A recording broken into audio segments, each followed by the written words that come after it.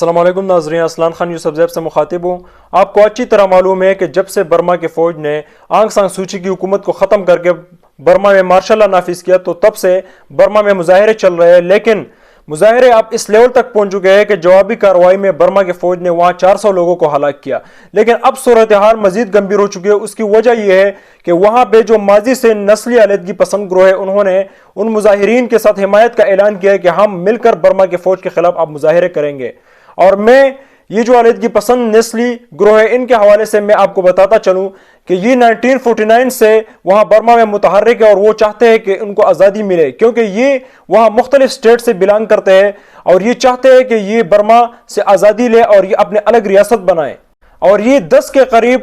نسلی علیحدگی پسند گروہ ہے، اور ان میں جو ایک گروپ ہے کیرن نیشنل لبریشن آرمی، اس نے آج سے کچھ دن پہلے وہاں کیرن سٹیٹ میں جو کہ برما کے فوج کے کیمپس تھے ان کے اوپر حملہ کیا اور وہاں انہوں نے برما کے فوج کے کیمپس تباہ کیے۔ لیکن جوابی کارروائی میں وہاں برما کے فوج نے وہاں کیرن سٹیٹ پہ ہوائی فائرنگ کی تو اس کی وجہ سے وہاں 2000 لوگ تائی لینڈ شفٹ ہو گئے۔ لیکن آپ کو معلوم ہے کہ تائی لینڈ کے وزیر اعظم نے کیا کہا؟ تائی لینڈ کے وزیر اعظم نے یہ کہا کہ ہم ان کو خوش آمدید کہتے ہیں اور ہم ان کو انسانیت کی نگاہ سے دیکھتے ہیں اور جب تک یہ چاہے تو یہ یہاں رہ سکتے ہیں۔ لیکن اگر دوسری جانب دیکھا جائے تو آپ کو اچھی طرح معلوم ہے کہ برما کے فوج وہاں روہنگیا کے مسلمانوں کے اوپر ماضی سے کتنا ظلم کرتے آ رہے ہیں، اور یہ جو نسلی علیحدگی پسند گروہ ہے ان میں ایک گروپ جو ہے وہ ARSA کے نام سے، یعنی اراکان روہنگیا سیلویشن آرمی، اور وہ بھی ماضی سے وہاں جو روہنگیا مسلمانوں کے اوپر ظلم ہو رہا ہے تو وہ اس کے خلاف آواز اٹھا رہی ہے اور اس کے خلاف سٹینڈ لے رہی ہے۔ لیکن یہاں میں آپ کو انٹرسٹنگ بات بتا دوں کہ آپ ابھی گوگل کریں یہ جو 10 علیحدگی پسند نسلی گروہ ہے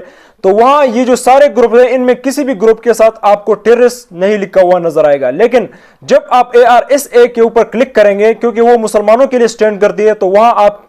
ان کے ساتھ کلیئر ٹیررسٹ آپ کو لکھا ہوا نظر آئے گا اور وہاں آپ کو اسلامک ایکسٹریمسٹ اور یہ چیزیں نظر آئے گی۔ تو یہ آن لائن اسلاموفوبیا اس لیول تک پہنچ چکی ہے اور مسلمانوں کو ہر پلیٹ فارم پہ بدنام کرنے کے لیے مختلف ٹولز اور مختلف میکینزم یوز ہو رہے ہیں۔ لیکن جو بات ضروری ہے وہ یہ ہے کہ کیوں وہاں مسلمانوں کے اوپر اتنا ظلم ہو رہا ہے ماضی سے؟ اس کی وجہ ہی صرف یہی ہے کہ جو مسلمان حکمران ہیں اور جو اسلامی ممالک ہیں وہ غفلت کی نیند سو رہے ہیں۔ اسلامک سٹیٹ اور یہ جو اسلامک سٹیک ہولڈرز ہیں ان کو اپنے مسلمان بھائیوں کو پرواہ ہی نہیں ہے۔ اگر ان کو اپنے مسلمان بھائیوں کی پرواہ ہوتی تو آج دنیا کے کسی بھی کونے میں مسلمان کے اوپر ظلم نہیں ہوتا، کیونکہ آپ سب کو معلوم ہے کہ جب اسی سندھ سے ایک ناہید نامی خاتون نے حجاج بن یوسف کو خط لکھا کہ آپ مجھے راجہ داہر کے ظلم سے بچائے، تو اس نے محمد بن قاسم کو سندھ بیچ کے کس طرح ملتان تک کا علاقہ فتح کیا۔ اور آپ کو میں یہ بھی بتاتا چلوں کہ جب ایک خاتون پر فارس کے قلعے کے ساتھ ایک عیسائی نے اس کی طرف ہاتھ بڑھایا تو اس خاتون نے کیا کہا کہ کہاں ہے عبد الملک بن مروان کے گھوڑے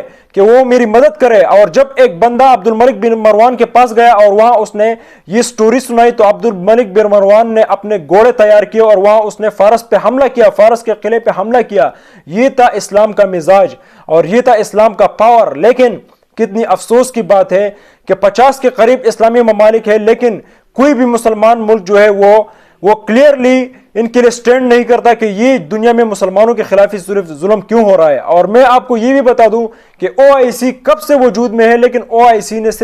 صرف عربوں کی مفاد کے علاوہ کبھی دوسرے مسلمانوں کی مفاد کا نہیں سوچا۔ اور یہ جو اتنی بڑی اسلامک ملٹری الائنس ہم نے بنائی ہے، اگر یہ آل سعود کے بجائے دوسرے مسلمانوں کے بارے میں بھی سوچتے تو آج مسلمانوں کے اوپر یہ ظلم نہیں ہو رہے تھے۔ اگر یہ ہمارے سٹیک ہولڈرز ان کو اگر اپنی مفاد پیاری نہ ہوتی تو آج مسلمانوں کے اوپر اس طرح ظلم نہ ہوتے، کیونکہ اسلام اپنا پاور رکھتا ہے، اسلام اپنا مزاج رکھتا ہے۔ لیکن صرف وجہ یہ ہے کہ ہم اپنے ماضی کو بھول گئے، ہم اسلام کو بھولے گئے۔ اگر یہی ہمارے سٹیک ہولڈر اپنے اسلامی تاریخ کو یاد رکھے تو میں آپ کو یہ حلفاً کہتا ہوں کہ دنیا میں کہیں بھی مسلمان کے اوپر ظلم نہیں ہوگا اور دنیا میں کہیں بھی یہ ڈسکریمنیشن اس لیول پہ نہیں ہوگی کہ یہاں جو ایک اور طبقہ ہوتا ہے اس کے لیے الگ قانون ہوتا ہے، اس کے لیے الگ تاریخ ہوتی ہے، لیکن مسلمان کے ساتھ الگ چیزوں کو جوڑا جاتا ہے، مسلمان کے لیے الگ تاریخ ہوتی ہے۔ تو اللہ ہمیں مسلمانوں کے حقوق کے لیے آواز اٹھانے کی توفیق دے۔ پاکستان ہمیشہ پائندہ باد۔